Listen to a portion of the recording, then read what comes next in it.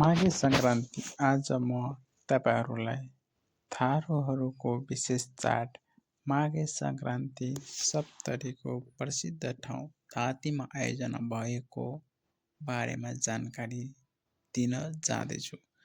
माघे सङ्क्रान्ति थारूहरूको मात्र नभएर प्राय सबै जातजातिले मनाउने गर्दछ।